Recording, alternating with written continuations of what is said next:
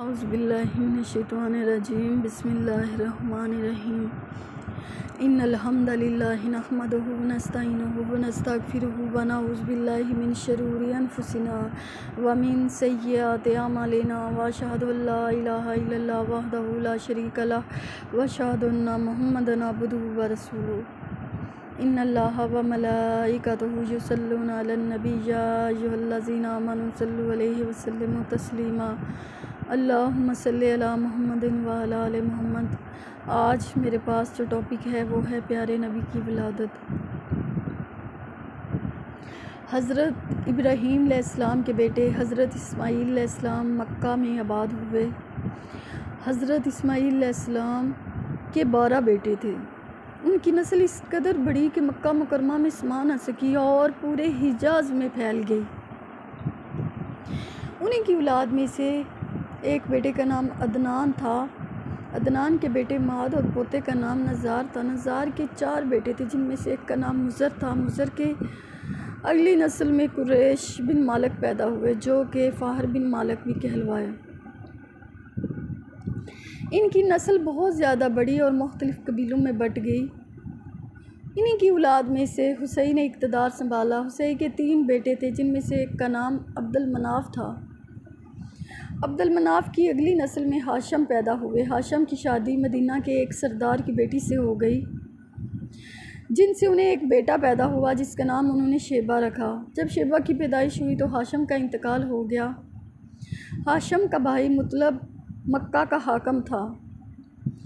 जब मुतलब को इस बात की खबर मिली कि उनका भतीजा शेबा जवान हो गया है तो वो उन्हें लेने के लिए ख़ुद मदीना गए। उन्हें अपने साथ लेके आए। मक्का के लोगों ने समझा ये शायद मुतलब का कोई ग़ुलाम है। मुतलब ने सब लोगों को बताया ये मेरा ग़ुलाम नहीं बल्कि ये मेरा भतीजा है और हाशम का बेटा है। इसके बावजूद भी लोगों ने उन्हें अब्दुल मुतलब कहना शुरू कर दिया।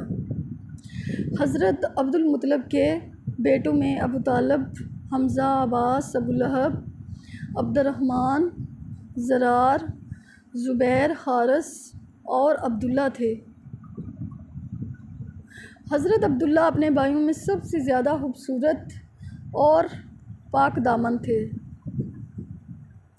एक दिन ख्वाब में हज़रत अब्दुल मुतलब को हुक्म हुआ कि ज़मज़म के कुएं की खुदाई करें जो कि गुम हो चुका था और उनके बाप इस्माईल की निशानी था।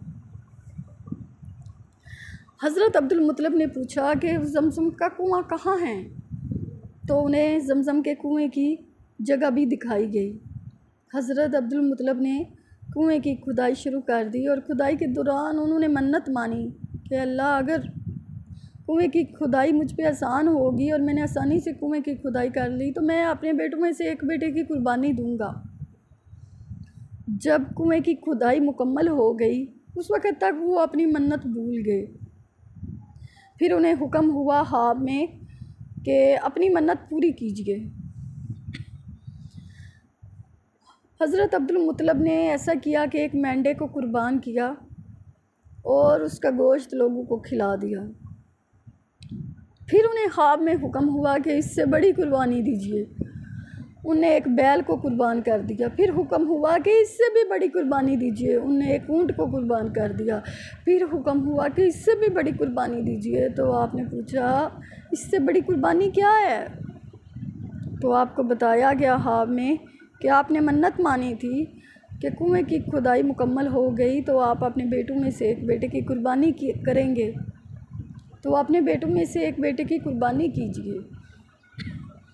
हज़रत अब्दुल मुतलब ने ऐसा किया कि अपने बेटों को जमा किया, उन्हें सारी बात बताई। सारे बच्चे चुप हो गए। कौन चाहता था कि उन्हें ज़िबा किया जाए। हज़रत अब्दुल्ला बोले ए अब्बा जान आप अपनी मन्नत पूरी कीजिए और मुझे ज़िबा कीजिए।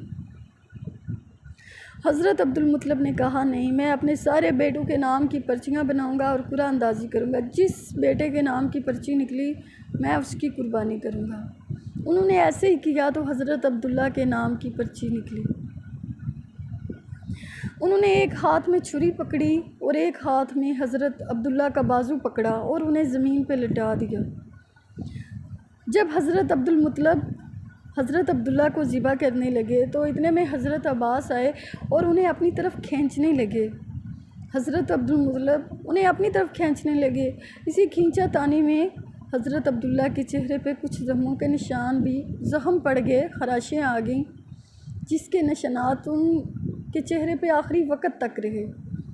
इतने में बनु मखज़ूम का कबीला आ गया। उन्होंने कहा, अब्दुल मुत्तलिब, अपने बेटे को ज़िबा मत करो, इसकी माँ बहुत रोएगी, उसकी ज़िंदगी ख़राब हो जाएगी। तुम ऐसा करो, अपने बेटे की जान का फ़िदिया दे दो, 10 ऊँट कुर्बान कर दो।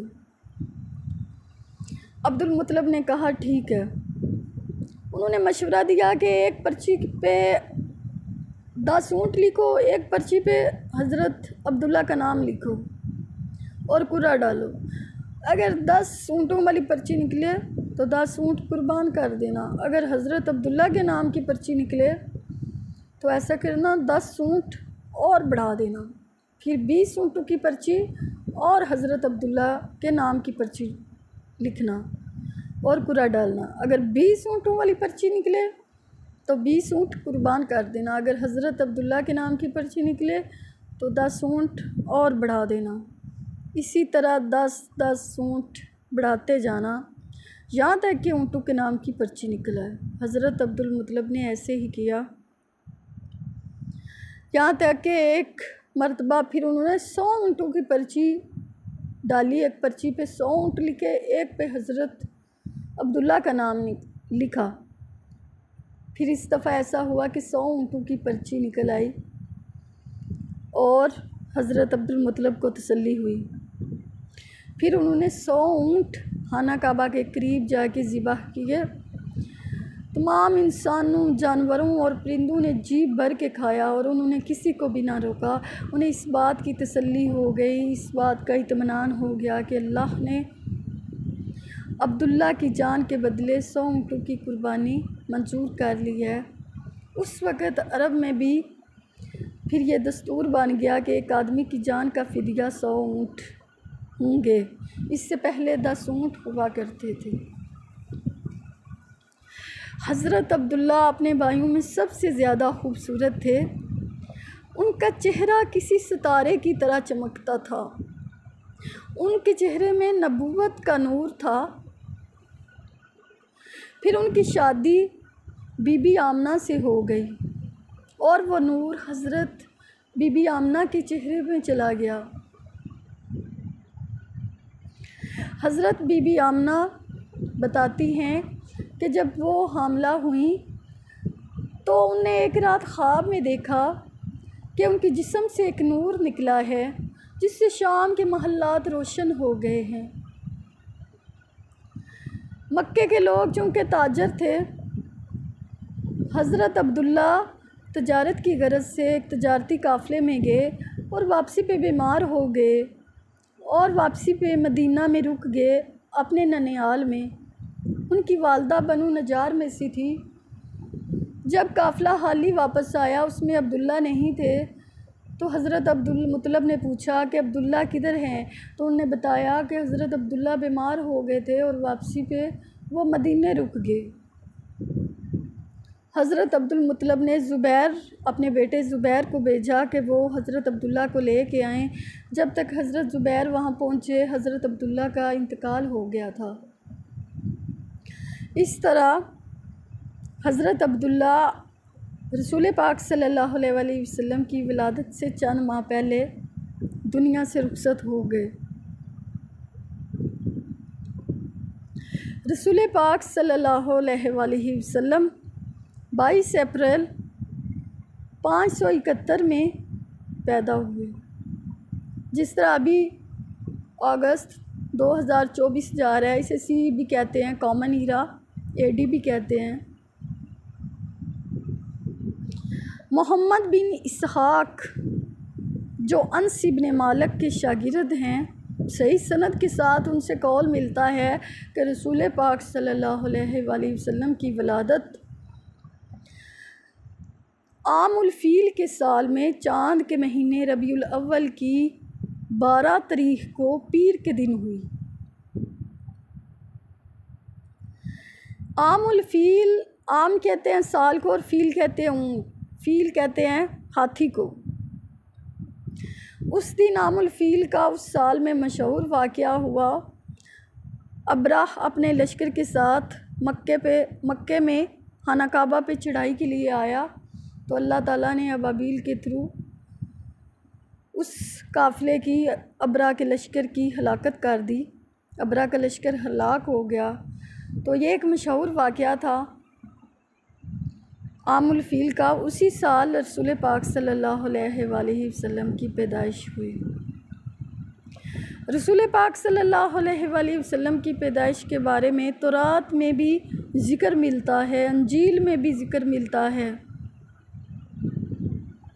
हज़रत मूसा ने अपनी कौम को बताया था कि ये जो तुम्हारे नज़दीक सबसे ज़्यादा रोशन और चमकदार सितारा है जिसे तुम देखते हो, जिस दिन ये सितारा हरकत करेगा उस दिन समझना कि आखिरी नबी अहमद की पैदाइश का वक़्त आ गया है। और ये बात बनी इसराइल के उलमा एक दूसरे को बताते चले आ रहे थे। तो इस तरह बनी इसराइल के यहूदियों को इस बात का पता था कि जिस दिन ये सितारा अपनी जगह से हरकत करेगा उस दिन आखिरी नबी दुनिया में आएंगे, और उन्हें इस बात का शिद्दत से इंतज़ार था। हसन बिन साबित कहते हैं रज़ी अल्लाह अन्हु कि मेरी उम्र उस वक़्त 8 साल थी और मैं इतना समझदार था कि अगर कोई शख्स बात करता तो मैं खूब आसानी से समझ सकता था। मैं एक सुबह उठा तो देखा एक यहूदी आलम एक टेले पे चढ़ के ज़ोर ज़ोर से चिल्ला रहा है। सारे लोग जमा हो गए। उनने पूछा कि तुम क्यों चिल्ला रहे हो? तो उसने कहा कि आज रात आखिरी नबी अहमद की पैदाइश हो गई है। इसी तरह एक यहूदी आलम था, तो उसने जब देखा कि सितारा आसमान पे हरकत की है तो सुबह सुबह अब्दुल मतलब के पास आए। उनने कहा कि आपके यहाँ एक बच्चे की पैदाइश हुई है, आप मुझे वो बेटा दिखाएं।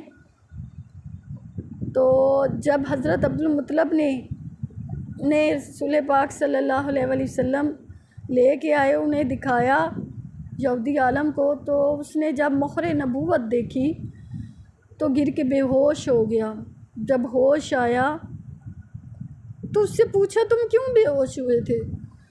उसने कहा मैं इस गम से बेहोश हो गया था कि बनी इसराइलियों में अब आखिरी नबी नहीं आएगा।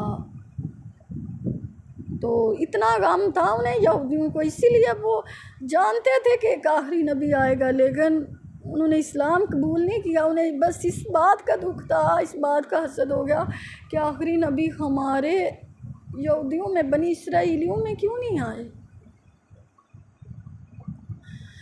तो हिंदुओं की किताबों में भी रसूल पाक सल्लल्लाहु अलैहि वसल्लम की विलादत के बारे में पता चलता है। हिंदुओं की एक मजहबी किताब है कल्की पुराना, उसके चैप्टर नंबर 2 में आयत नंबर 4 से लेकर 15 तक का खुलासा है कि रसूल पाक सल्लल्लाहु अलैहि वसल्लम जो आखिरी कल्की होंगे, उनके वालिद अब्दुल्ला उनकी पैदाइश से चंद माह पहले ही वफ़ात पा जाएंगे। तो ये सब को पता है कि रसूल पाक सल्लल्लाहु अलैहि वसल्लम के वालिद अब्दुल्ला उनकी पैदाइश से चंद माह पहले ही दुनिया से रुखसत हो गए थे। और ये भी पता चलता है कि वो मक्का के हाकम, मक्का के सरदार के घर में पैदा होंगे। तो अब्दुल मुत्तलब जो है वो मक्का के हाकम थे, मक्का के सरदार थे, ये भी सबको पता है। तो अरब में ये दस्तूर था कि दादा को भी बाप ही समझा जाता था और कहते थे कि दादा भी बाप है। तो अब्दुल मतलब जो है ना वो मक्का के हाकम थे। और इसमें यह भी है कि उन मैदान जंग में उनकी मदद के लिए आसमान से फरिश्ते नाज़िल होंगे। तो ये भी सबको पता है कि जंग बदर और जंग उहद में फरिश्ते आसमान से उतरे थे। उसमें यह भी लिखा हुआ है कि उनके 4 साथी होंगे। तो सबको पता है कि हज़रत अबू बकर और उस्मान, उमर, अली रज़ी अल्लाह अन्हुम अजमईन उनके 4 साथी थे। और ये भी है कि रसूल पाक सल्लल्लाहु अलैहि वसल्लम जो आखिरी कल्की होंगे वो रबीउल अव्वल की 12 तारीख़ को पैदा होंगे।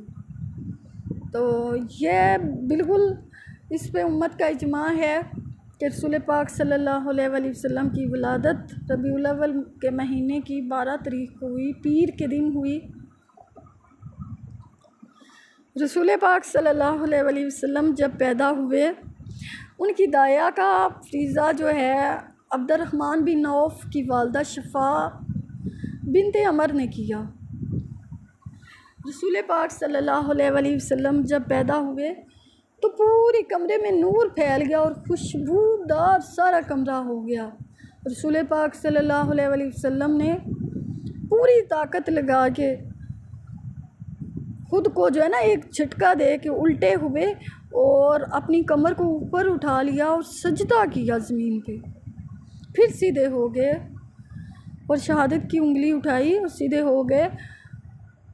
और हज़रत बीबी आमना उन्हें देखकर मुस्कुराने लगी। उनका हुस्न और जमाल देख के कि इतने खूबसूरत जिससे पूरा कमरा रोशन हो गया है।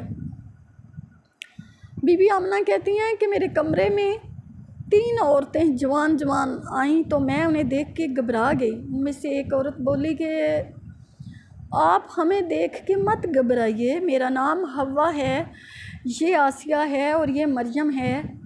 हम आपको आपके बेटे की पैदाइश की मुबारकबाद देने आए हैं जो कि अल्लाह के आखिरी नबी हैं। रसूल पाक सल्लल्लाहु अलैहि वसल्लम जब पैदा हुए तो कहत का दौर था। जब रसूल पाक सल्लल्लाहु अलैहि वसल्लम दुनिया में आए तो बारिशें, रहमत की बारिशें शुरू हो गई, हर तरफ सरसब्ज़ शादाबी हो गई। बीबी आमना कहती हैं मैंने देखा कि सितारे मेरे घर के बहुत करीब आ गए हैं, हर तरफ खुशहाली। उस साल हर घर में बेटा पैदा हुआ।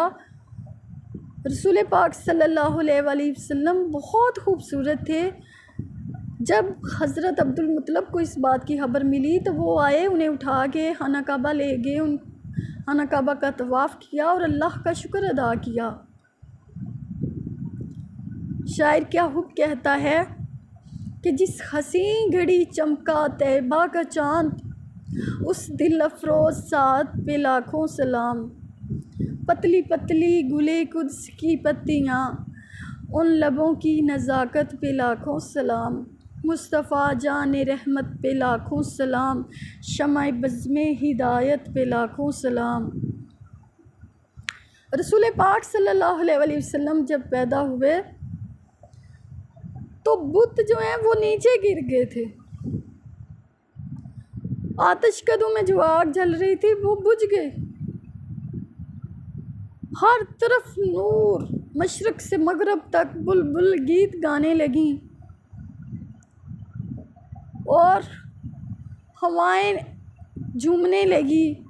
रसूल पाक सल्लल्लाहु अलैहि वसल्लम दुनिया में तशरीफ़ लाए। रसूल पाक सल्लल्लाहु अलैहि वसल्लम का 7वें दिन अकीक़ा किया गया और ख़तना किया गया और उनका नाम मोहम्मद रखा गया। अच्छा, ये अकीक़ा और ख़तना की सुन्नत जो है ये ज़माने जाहिलियत में भी थी। ये हज़रत इब्राहीम अलैहिस्सलाम की सुन्नत है। हज़रत इब्राहीम अलैहिस्सलाम को 80 साल की उम्र में हुक्म हुआ था कि ख़तना अपना कीजिए और वो इस आज़माइश से गुज़रे थे। तो ज़माने जाहिलियत में भी ये था। हज भी लोग करते थे ज़माने जाहिलियत में, लेकिन उन सब सुन्नतों में बिदअत आ गई थी ना। जिस तरह हज में बिदअत आ गई थी कि लोग नंगे हज करते थे और ला शरीका लाका की जगह अल्लाहुम्मा लब्बैक ला शरीका लक जगह कहते थे इल्ला शरीका लक, अल्लाह का शरीक ठहराने लगे थे। तो ये चीज़ें थी ज़माने जाहिलियत में भी। रसूल पाक सल्लल्लाहु अलैहि वसल्लम का नाम 7वें दिन मोहम्मद रखा गया और उनका हकीका हुआ। रसूल पाक सल्लल्लाहु अलैहि वसल्लम फरमाते हैं, दलाइल नबुव्वा में ये हदीस है। रसूल पाक सल्लल्लाहु अलैहि वसल्लम ने फरमाया, मैं उस वक़्त भी नबी था, मैं उस वक़्त भी अल्लाह के हाँ नबी लिखा हुआ था जब आदम मट्टी और रूह के दरमियान में था। मैं इब्राहीम की दुआ हूँ, मैं ईसा की बशारत हूँ, मैं अपनी माँ का वो ख्वाब हूँ जो उन्होंने मेरी पैदाइश से पहले देखा कि उनके जिस्म से एक नूर निकला है जिससे शाम के महल्लात रोशन हो गए हैं। बेशक रसूल पाक सल्लल्लाहु अलैहि वसल्लम नूर हिदायत हैं और हमारा इस बात पे ईमान है। वो महलूक में बशर हैं बल्कि अफजलुल बशर हैं, बशरियत को उन पे नाज है, लेकिन वो नूर हिदायत हैं।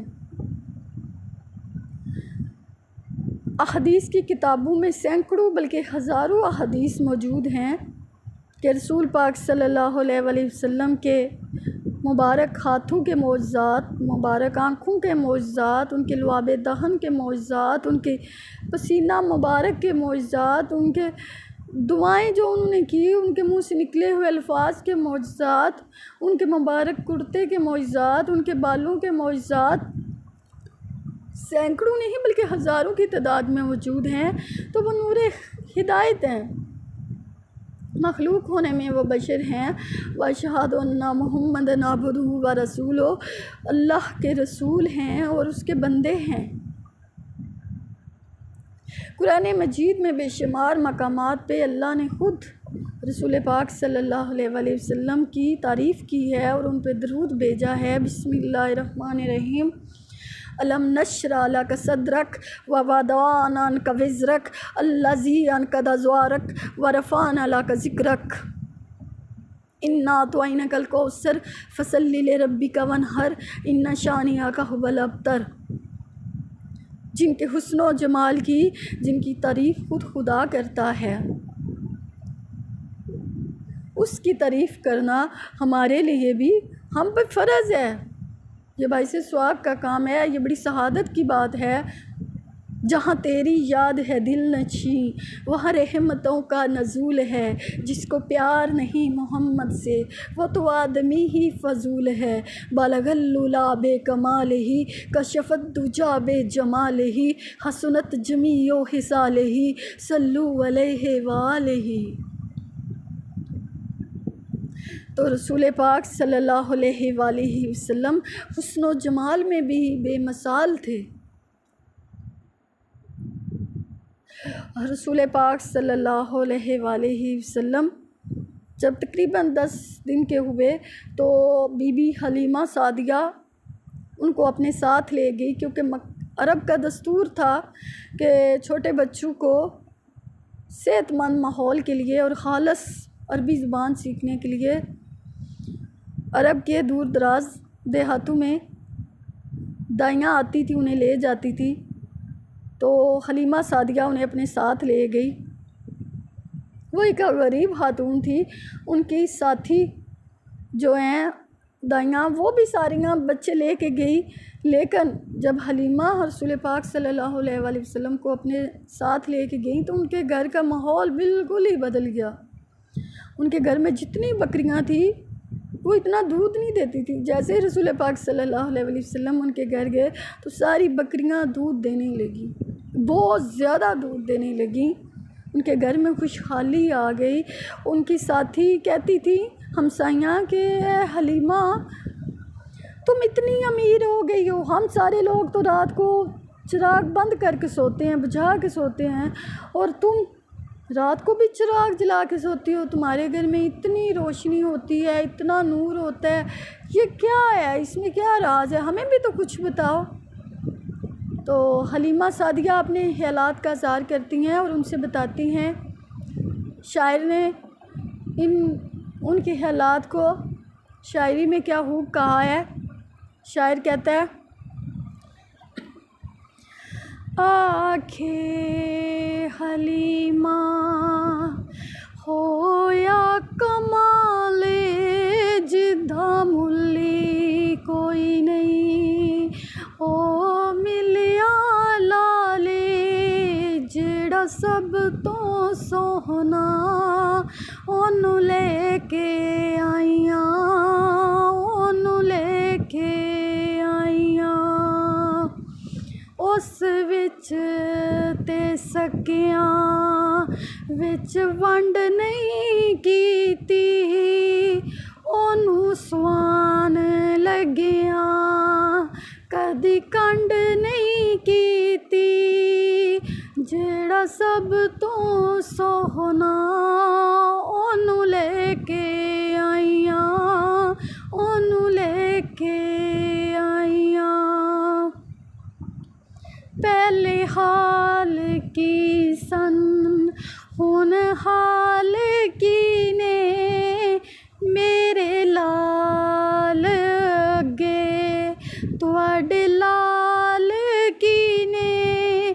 ਜਿਹੜਾ ਸਭ ਤੋਂ ਸੋਹਣਾ ਉਹਨੂੰ ਲੈ ਕੇ ਆਈਆਂ, ਉਹਨੂੰ ਲੈ ਕੇ ਆਈਆਂ। ਆਖੇ ਹਲੀਮਾ ਹੋਇਆ ਕਮਾਲ, ਜਿਹਦਾ ਮੁੱਲ ਕੋਈ ਨਹੀਂ ਉਹ ਮਿਲਿਆ ਲਾਲੇ। ਜਿਹੜਾ ਸਭ ਤੋਂ ਸੋਹਣਾ ਉਹਨੂੰ ਲੈ ਕੇ ਆਈਆਂ, ਉਹਨੂੰ ਲੈ ਕੇ ਆਈਆਂ। ਹੱਸਦਾ ਤੇ ਹੁੰਦੀ ਸਜਰੀ ਸਵੇਰੇ, ਉੱਥੋਂ ਚੰਨ ਚੁਮੇਂਦਾ ਜਿੱਥੇ ਰੱਖਦਾ ਪੇਰੇ। ਜਿਹੜਾ ਸਭ ਤੋਂ ਸੋਹਣਾ ਉਹਨੂੰ ਲੈ ਕੇ ਆਈਆਂ, ਉਹਨੂੰ ਲੈ ਕੇ ਆਈਆਂ। ਸਿੱਕਦੀ ਨੂੰ ਹਾਕਿਮ ਅੱਲਾ ਮਿਲਾਇਆ, ਸਿੱਕਦੀ ਨੂੰ ਹਾਕਮ ਅੱਲਾ ਮਿਲਾਇਆ। ਉਹਨੂੰ ਲੱਖ ਸਲਾਮਾ ਜਿਸਮਾਨੇ ਜਾਏ, ਉਹਨੂੰ ਲੱਖ ਸਲਾਮਾ ਜਿਸਮਾਨੇ ਜਾਏ। ਉਹਨੂੰ ਲੱਖ ਸਲਾਮਾ ਜਿਸਮਾਨੇ ਜਾਏ। ਜਿਹੜਾ ਸਭ ਤੋਂ ਸੋਹਣਾ ਉਹਨੂੰ ਲੈ ਕੇ ਆਈਆਂ, ਉਹਨੂੰ ਲੈ ਕੇ ਆਈਆਂ। ਆਖੇ ਹਲੀਮਾ ਹੋਇਆ ਕਮਾਲ, ਜਿਹਦਾ ਮੁੱਲ ਕੋਈ ਨਹੀਂ ਉਹ ਮਿਲਿਆ ਲਾਲੇ। ਜਿਹੜਾ ਸਭ ਤੋਂ ਸੋਹਣਾ ਉਹਨੂੰ ਲੈ ਕੇ ਆਈਆਂ, ਉਹਨੂੰ ਲੈ ਕੇ ਆਈਆਂ।